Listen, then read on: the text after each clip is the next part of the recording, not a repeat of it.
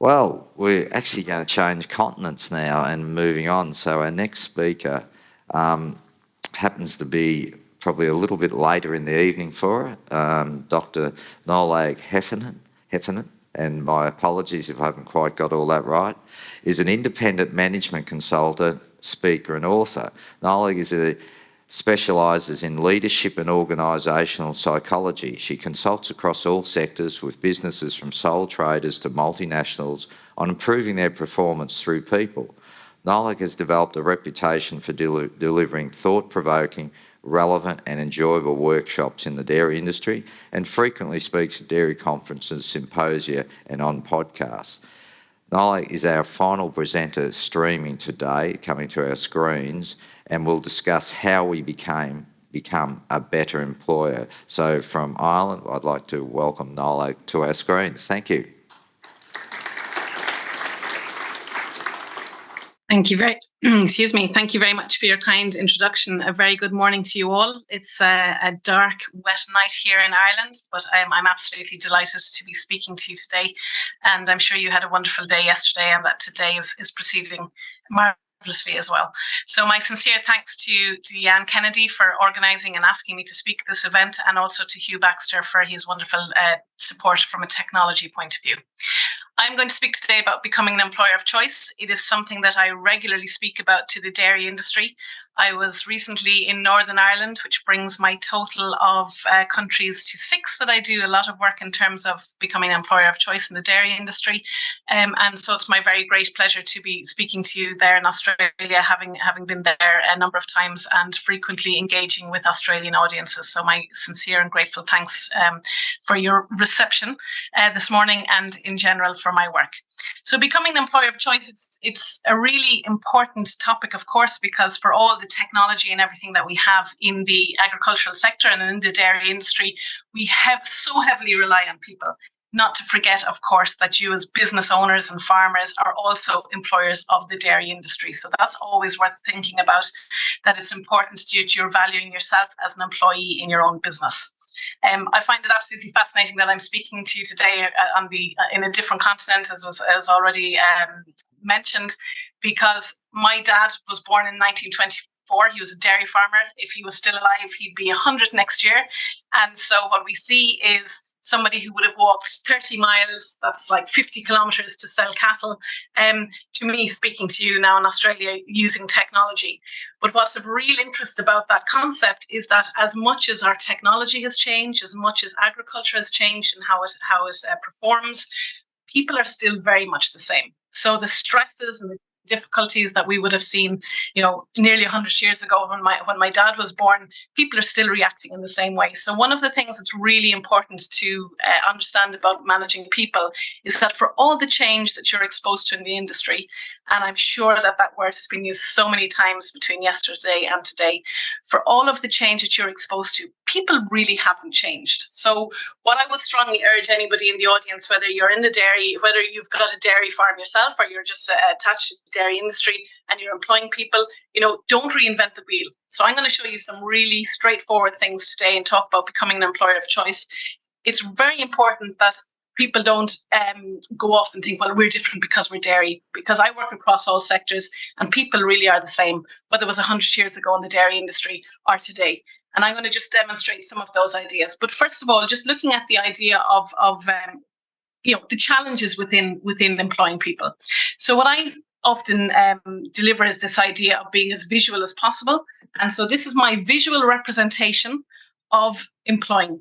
Now, what I find interesting about employing people is that as much thought and effort is put into every aspect of a dairy business, people are a little bit slipshod about employing people. They kind of take anybody. And yet you wouldn't take a cow off the side of the road and integrate her into your herd.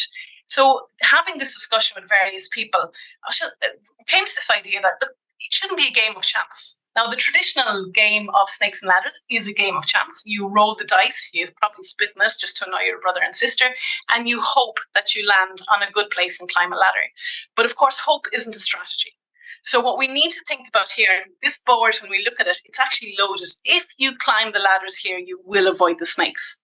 But what's more important about the idea here is that if you put in a really good foundation into the game, you'll climb very quickly. And so when I'm speaking to different employers, and we look at where maybe they've gone wrong with employees, it's quite often things that they could have controlled from the very beginning. So as complicated or as graphically prepared as this board is, actually we can represent it very simply with this idea here, which is this triangle. And like any foundation, when we've got a good broad base of a foundation, we can create a substantial entity. And this actually represents all high performing entities. So we have that before phase, that initial phase, and an ongoing phase. That's the same across if you were going to change the genetic merit of your herd, being an employer of choice, being a good dairy farmer, lots of them, being an athlete, being in a successful business. When we put a lot of thought and effort into planning and strategy and things we can control from the beginning, that allows us to get to a higher peak. And so when we break this down, actually what we find is that before employing is something that's controllable. As a consultant going into business where I meet really decent people, but find they struggle to keep staff or they struggle to engage staff, it's very frustrating to find that it's often falling down on something they could have controlled. So this before employing concept is very much controllable, and we look at some of the ideas about what you can control. The next phase then is about initial employment, and these are the first impressions that you need to create. So we heard Christine mention earlier, previously to me saying, how expose the industry in terms of people looking at it and that perception is often more important than reality. Perception is critical because perception is the person's reality. And so that first impression, people moving into the business, people wanting to work for you, they are assessing you from the minute they come in, they drive in the gate. The minute they enter your business, they're making a judgment about you. Equally, of course, you're making a judgment about that person. And then ultimately, but what we can do is set ourselves up really well so that that first impression is at least positive. Critically, in any business, every single person who passes through your business is a potential brand ambassador for your business. So in a dairy farm, that looks like the vet. It looks like the AI technician. It could be the person who collects your milk. It's any person that could potentially walk through your business, create an opinion about your business, and then sell that business or sell that reputation or that idea or story about your business beyond the farm gate. So we need to make sure that everybody who comes through our business, employees included, whether they're with you for a minute, a week, a year, 10 years, that while they mightn't have a brilliant experience, they at least don't have a bad experience, because that's a story they can sell beyond the farm gate. You, by the way, cannot control that. You cannot control what is said about you outside the farm gate. So what you have to do is work hard to make sure that when somebody's inside the farm gate, they're having at least a positive experience or a neutral experience, but certainly not a bad experience. And then ultimately we have ongoing employment, which is something that we have to continue to work on. And that's an aspect of discipline. And actually what we find in a lot of businesses is that it can often be the incumbent or the current employees that sabotage the next employee. And that's because we're so busy looking for the next employee, we may take our attention away from our current employees. And it's a little bit like mommy and daddy taking the light and shining it away from children. They want to get that attention back on them. And so they can become quite disruptive in the workplace. So in order to maintain and to retain staff, we need to not forget them in our busy endeavor of trying to find other staff. We also need to constantly communicate, because people's objectives and their motivations change as their life situations change. So just looking at a couple of things that we could do at each level, one of the things I spend a lot of time doing in the dairy industry is looking at this idea of planning. Okay, so this is a planning concept. This is my fictional farm in Ireland. I happen to be a spring block calving system. I apologise. I know that the dates and the months would be different in Australian setting, obviously Southern Hemisphere. But the idea here is that I have such a clear view of what my business looks like on any day, on any week, in any month of the year, that I'm in a position to respond appropriately for staff. So it might be looking at, if we can see here, this is my calving. I need to make sure that when I bring people in, that I don't do what a lot of people do rather. And what they do is they bring in somebody on the first day of calving because they need extra help. And then they're surprised when that person doesn't want to stay. And that's a baptism of fire. That is actually probably very unethical because you're throwing somebody in at the deep end, but also not a great way to build a reputation for your business.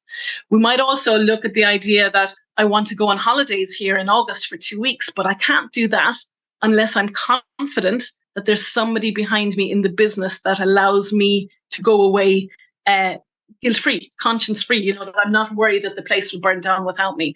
So this is the idea of putting a lot of thought and effort into planning about who do I need, when do I need them by, and if I need them with a certain skill set, where are the opportunities to create that skill set, how long realistically might it take, and what do I actually need? Now, as an industry, and I work across all sectors, there are many, many positives in the dairy industry, one in particular being flexibility. So there is kind of a traditional notion that we get a young person and we keep them for life. That has not existed for a long time in many, I would say across all sectors, that hasn't existed. So while people themselves haven't changed, the employment model has. And what we see across all sectors and all businesses is the need to be tolerant for high turnover. So expecting numbers to go through your system with an ambition for longevity. So you're every day working towards keeping somebody. And it might look something like for every 10 that pass through on a transient concept, one stays with you for 5 years. When we look at something like the turnover, we're probably realistically looking at a 2-year turnover is probably pretty good. So you're keeping somebody for 2 years. One of the challenges that people say to me, and I'm always surprised that it's seen as a weakness, but within Australia, of course, it was challenged during COVID, but within Australia, the backpacker system is a great system. Like in Ireland, the UK, we would absolutely adore to have that number of people passing through our business because, again, every person who passes through your business has the potential to sell your business to the next person and to bring more employees in. Of course, if you have that system, you need to have planned very, very carefully because you need to get people potentially with no dairy background up to speed quickly. And that requires planning. It requires the ability to communicate well. It requires a huge business awareness so that well, what jobs can I give away to inexperienced people and what jobs must I keep for myself or for other experienced people in the system. So that's that huge business clarity that is part of the foundation of that triangle, which is a controllable concept. Sitting down, looking at your business, spotting opportunities for training people, spotting opportunities for developing the people that you already have. So, of course, everybody in the audience might say, well, that's all well and good, but where are all of these employees? Well, it's not, if we're waiting for employees to drop out of the sky, they don't. We need to be in a position to act when they do arrive. The better we are at this, and the prize of the Snakes and Ladders board is actually to become an employer of choice. Being an employer of choice is somebody who is not looking for staff. Staff are looking to work for them. Regardless of the market, so regardless of whether it's a tight employment market, a labour market or not, employers of choice always have people who want to work for them. That's the holy grail. That's the prize that we're working towards every day to become an employer of choice. When you're in that position, people are looking to work for you. They're inquiring to work for you. You really have a pipeline of people who will be ready to jump when you call. And if they're not, because they've taken up work elsewhere, they will probably suggest somebody else for you to work with you.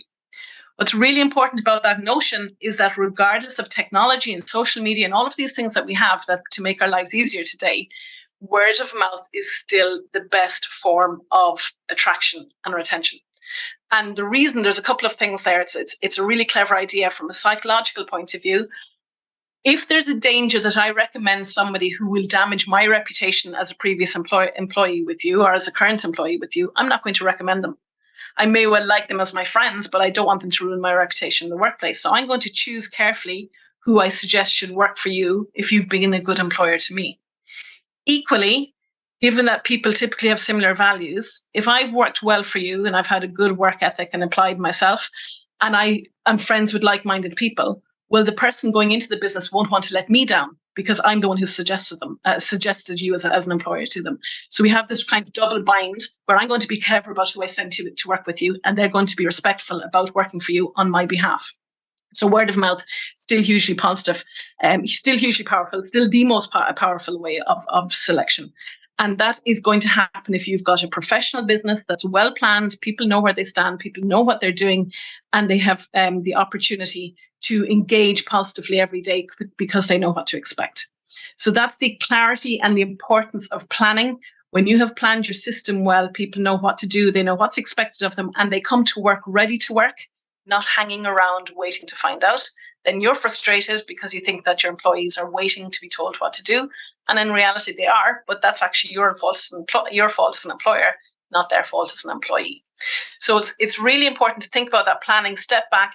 And also, when you do this really, really well, you may well find that you don't actually need that full-time employee you thought you did, that actually 3 part-time employees would totally solve the issue that you have and actually spread risk. So we see a movement towards that scenario across many, many sectors where we find people are trying to spread risk rather than having one person that you completely rely on. And if they decide to leave, you're in trouble and exposed, actually splitting up that role and allowing a number of people to take it on. So that's the planning aspect. The greater your self-awareness, the easier it is to attract the person you're looking for.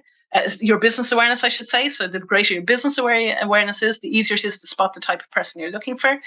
I would say on that planning aspect, where a lot of people struggle with that planning aspect, is that the leading cause of job dissatisfaction is lack of role clarity. So you might know what's going on the farm, but if your staff don't, they don't like it. They want a level of security. We have a psychological safety contract. I go to work expecting to leave it in the same condition that I entered it. And if I'm standing around all day looking and waiting for work, and then I'm being attacked by the employer because I'm standing around waiting all day looking for work, well, I don't feel good about myself going home. And that challenges my comfort within the actual business. Okay, within the actual workplace. Apologies, my earphone keeps falling out for some reason. Okay, so that's the first aspect.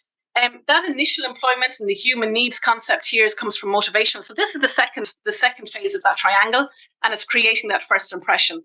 Now, what's interesting about this is Maslow's hierarchy of needs. And I mentioned earlier that, my dad 100 years ago being born into a dairy community, and yet we see very little change in terms of people since then. So this is a typical example of it. This is a famous model of motivation from the 1950s. Motivation is a fickle concept, so it changes dramatically and is therefore very difficult to measure. And as a result, we see this being wheeled out, frequently, this idea of Maslow's hierarchy of needs. But actually, it's really powerful in terms of understanding how to motivate your staff, and also for you to step back and say, well, have I got these things in place before somebody ever enters my business? And if not, then, realistically, I'm setting myself up to fail. What could I do today to improve that? So at the bottom of it, we have very basic needs such as food, drink, warmth, sleep. Now, that sleep one is going to be challenged if you're a block calving system, for example. So people aren't sleeping as well. They may be up at night. There may be challenge. We see this a lot. I hear this recently. A lot of people saying they don't like the early morning of a dairy business because they're not good in the morning. That lack of sleep seems to come against them. That's a deal breaker, I would suggest, and well worth scouting before somebody comes into your business and later on finds out they're not a morning person. The safety needs, which is the second one. So the point of the hierarchy here is that you cannot proceed to the next level until the previous level has been fulfilled. And if we look carefully at the ultimate is self-actualization, okay, so this is personal growth and fulfillment. And my industry as consultants sells to businesses, if I can get your staff intrinsically motivated, they will do twice the work for half the money. Okay, that's the real capitalist model. Okay, if I can get your staff to really enjoy their work, to be intrinsically motivated and just love the quality of work, they will do twice as much for half the pay. Okay, now that is it's just rubbish, because the vast majority of people come to work to fulfill a lifestyle outside of work. So whether it's to pay the mortgage, whether it's to be able to play footy locally, whatever it is that your staff want, you're a vehicle as an employer, as creating employment. You're the vehicle that allows them to do that. That's what most people will enter the workplace thinking. Now, you can earn the right for somebody to want to self-actualize within your business, but you can't actually expect it from day one. And I do hear that kind of talk in particularly in agriculture. That person has no commitment. They're out the gate at 5 o'clock, at 6 o'clock. They've no commitment to my business. You can't expect that from anybody coming in your business, but you can earn that right. And some of the ways you can earn that right is by fulfilling the previous rungs of this ladder. So to get to that self-actualization where people love your cows more than you do, are as concerned about your business as you are, some of the ways to create that opportunity is by getting these things right in the first place. So we are very lucky in Western society and in first world countries where that bottom one shouldn't be a huge issue in terms of your staff. But actually, the second one is where we often fall down. So that idea of security, order, law, limits, stability. So stability is planning. Stability is offering a workload every week and holding to it, not reneging on it. It's offering time off, not reneging on it. Luckily for you, and I say luckily because the more information you have in terms of performance, in Australia, you have quite tough employment law. But that creates boundaries for you. That gives you the rules of engagement that make it easier than, I work a lot in England, and they have different people. They can opt in. The individual employee can opt in whether they want to work towards employment hours, or they can opt out and say, no, we'll work as many hours as we can possibly get from the business. So you have people working with different needs, different hours in the workplace because they've chosen to opt out of certain work hours. That's more challenging. So within your systems, you've got very set play as what's expected of you. That creates that level of security by providing planning. And remember, the leading cause of job dissatisfaction is lack of role clarity. Lack of role clarity is that concept of order and law and limits that we see there in the second rung of the ladder. So creating those opportunities allows people to invest in your business, to feel safe, to understand what's happening. And then when those things are ticked off, well, then they're in a position to actually create relationships in the workplace, to contribute to your business, to engage with your business. And we see their belongingness and love needs, family and affection, work group. So we have this opportunity in dairy where, regardless of the money you make or the litres you're producing, the vast majority of dairy businesses are going to be small to medium enterprises when we look at the people concept. So when we look at how many staff are in the business, we're talking about small and medium enterprise with relation to staff. And as a result, we have the opportunity to create great working relationships. We have the opportunity for employees to directly engage with the business owner, to contribute to the business owner's decision making, and to have a genuine impact on the running of the business. That's very, very powerful. We hear that a lot from millennials and who often get written off as being flaky and not capable of sustaining a work level. I personally think that's the previous generation just abdicating responsibility. So when we hear that generational issue, that's just generations abdicating responsibility. If the next generation works differently to how we worked, well, then we need to learn how to engage the next generation, because they're going to be what move our business forward. We can't abdicate that responsibility.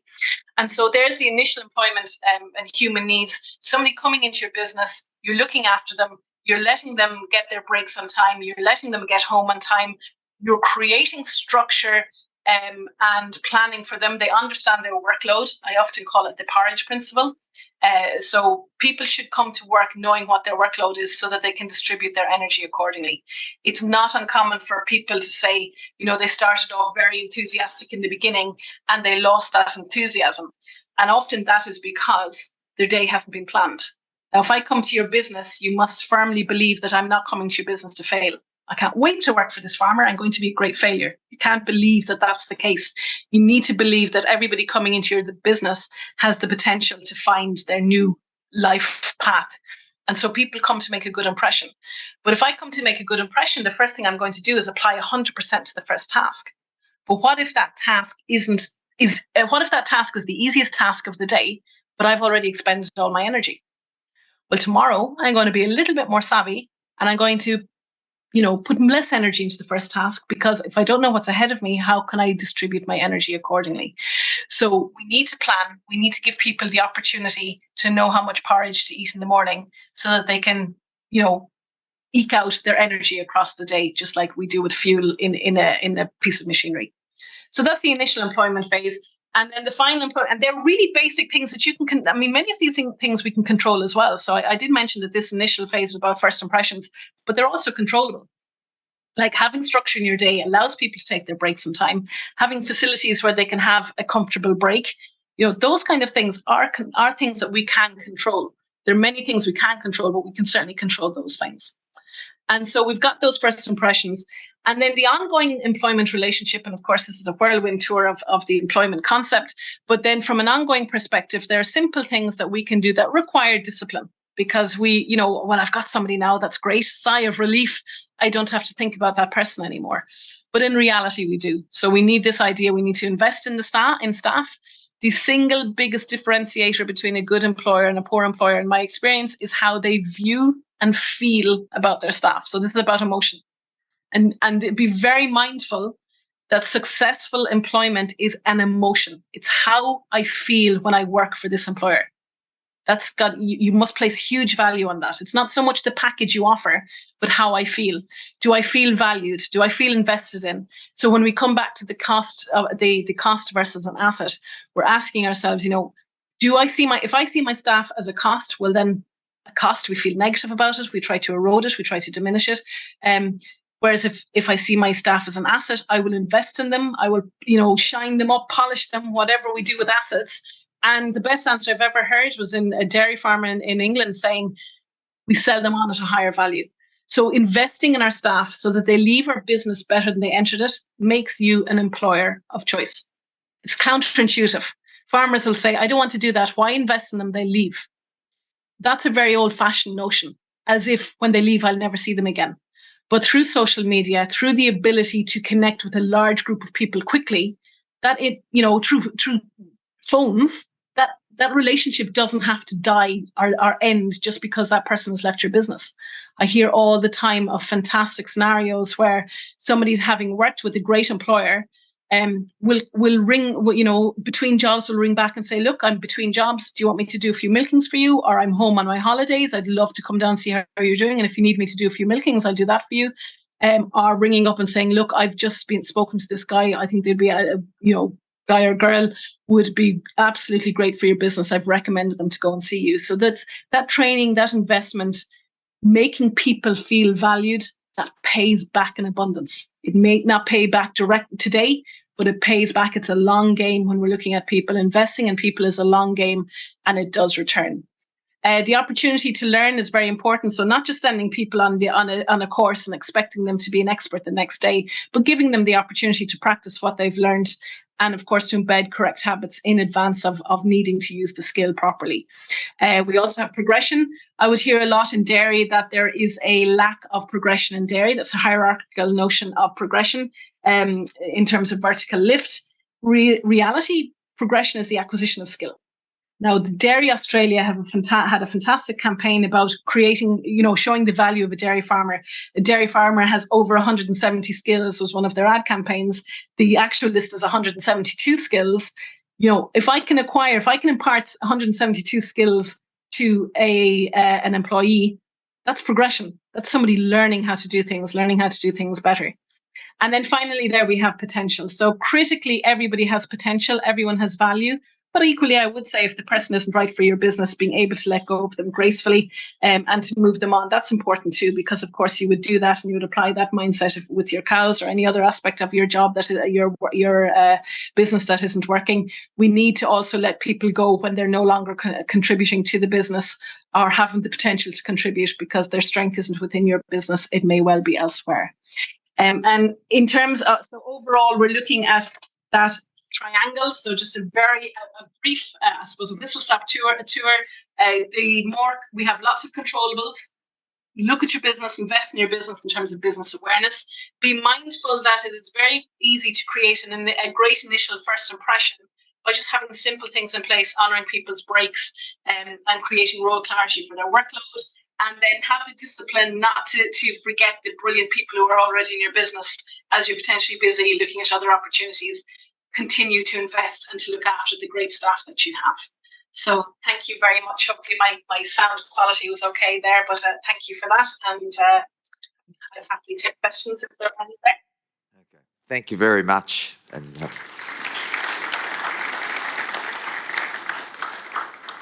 I think we actually did get through on the sound quality. I've had a couple little dropouts, but great to have the presentation.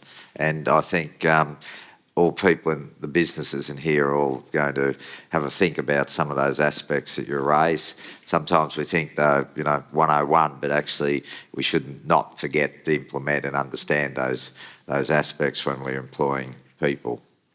I've got nothing on Slido at the moment. Any questions for Nollaig? Because it's probably a little late in the evening, I gather, in your end of the world. Is it? We're after 11 o'clock, yeah. Okay. It's 11:05 here, so yeah. Mm-hmm. Okay. I'm happy to take a question, though. The local bar would be almost closed.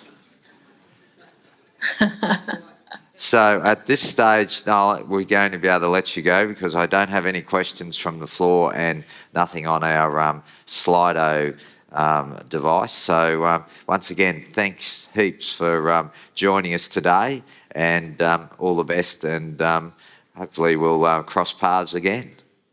Thank you. My pleasure. Thank you so much. Thank you.